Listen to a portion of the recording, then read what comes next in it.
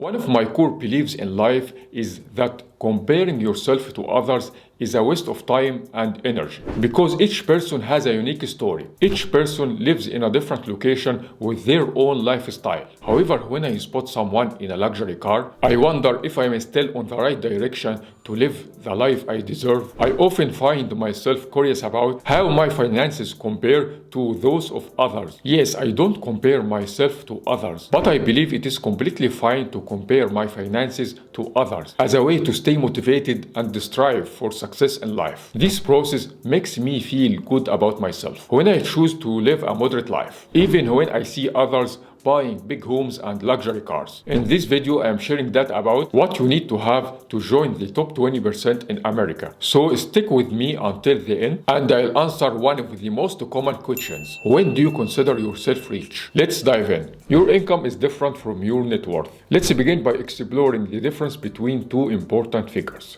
income and net worth. The income is the money you earn, which can be either active income or passive income. Active income comes from exchanging your time for money, like working a job or running your own business. When you stop working, you don't earn any money. On the other hand, passive income isn't based on the process of exchanging your time for money. You generate passive income regardless of what you are doing, even while you are sleeping. Passive income can come from various sources, and one popular example is stock dividends. Another example is rental income, although it isn't fully passive, because as a property owner, you have to manage tenants and ongoing maintenance. Your net worth is entirely different from your income. It is the difference between your assets and your liabilities, or between what you own and what you owe. To figure out your net worth, gather all your assets and add up their current market value. Your assets include cash, real estate, investments, and your retirement accounts. Then list all your liabilities, including your mortgage, student loan, and credit card payments. Subtract your liabilities from your assets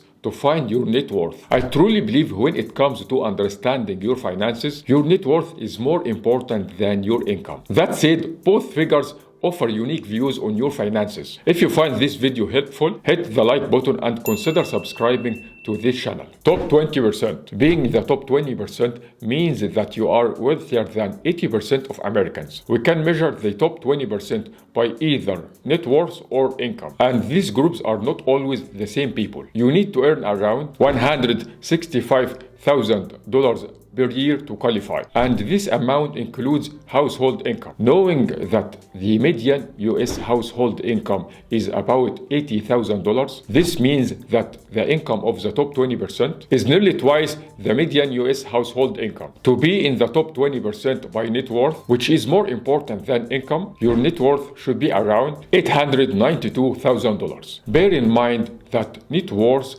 changes with age. For example, the top 20% of people aged 30 to 34 have a net worth of about $252,000, while it is around $1.4 million for the top 20% of those aged 55 to 59. Additionally, the amount also varies by location. For example, the top 20% in New York City earn $196,000 annually, while the top 20% in San Francisco earn $264,000 annually. In terms of actual money, the total number of US households is around 131 million, and the top 20% accounts for about 26 million households. The top 20% group includes professional small business owners and investors, and some retirees who have substantial home equity and retirement savings. Top 10%. Once again, being in this group means that you are wealthier than 90% of people around you. There are about 13 million households in the US in this group. To be among the top 10% in America by income, you would need to earn about $234,000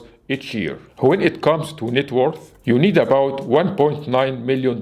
This group includes executives, business owners, and high-earning professionals like doctors and lawyers. By the way, want more money tips? Join my free weekly newsletter, link below. Top 5%. If you are part of this elite financial group, it means that you are wealthier than most people around you. You typically need a household income of $315,000 annually. And in terms of net worth, you need a net worth of around $3.8 million to join the top 5%. The members of this group own appreciating assets like stocks and real estate. And they usually have several income streams, making them less dependent on a single job. This group includes tech entrepreneurs, finance professionals, and successful business owners. Top 1%. Only 1.3 million people in the US are part of this ultra-wealthy group. You need a household income of $631,000 annually, which is about 8 times the median US household income. In terms of net worth, you need to have $13.6 million to consider yourself among the top 1%. People in this group have mastered the art of building and growing wealth. They are typically founders, actors, elite professionals, hedge fund managers, successful entrepreneurs, and long-term investors. Ultra-high net worth. The ultra-high net worth group consists of individuals with a net worth of $30 million or more, excluding the value of their primary residence. There are roughly 626,000 ultra-high net worth individuals worldwide. Interestingly, about 1/3 of them live in the US. This group accounts for less than 0.003% of the world population, but controls over 6.5% of global wealth. Most ultra-high net worth individuals don't keep their money in banks or 401k. Instead, they invest most of their wealth in their primary and secondary homes, as well as bonds and stocks. They also invest in opportunities that aren't accessible to others, such as venture capital and private equity. The bottom line is that ultra-high net worth individuals aren't just wealthy. They have created financial ecosystems to help them grow their wealth and transfer it across generations. However, the most interesting fact about ultra-high net worth group is that approximately 70% are self-made. Most of them build their wealth from scratch by starting a business and growing it to millions of dollars in revenue. Expenses versus passive income. There is a common misconception that earning a high income will automatically mean that someone will be in the top 20% or top 10%. That's not always the case. For example, someone earning $300,000 a year with a lavish lifestyle could still be living paycheck to paycheck, and in this case they might have a negative net worth. On the other hand, if someone earns $60,000 and saves 20% of their income over the past 20 years in an investment account, their net worth will probably be in the top 20%. So if you have made it in the top 20%, I'd love to hear from you. What is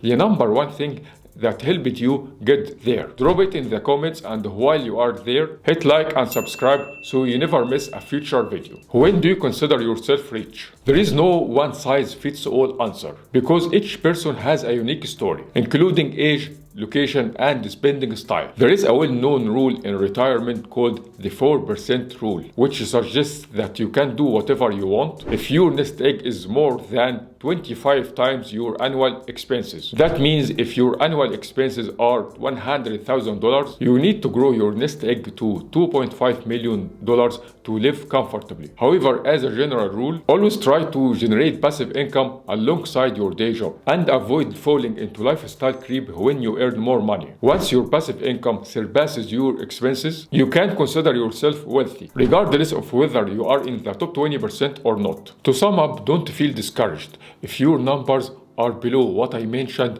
in this video, because it is never too late to start saving and investing. And remember, the real wealth is always quiet. Don't tie your self-worth to your net worth, and don't compare yourself to others, because everyone has their own story. If you like this video, you will enjoy this one right here, which is one of my most popular videos: why everything changed after $10,000.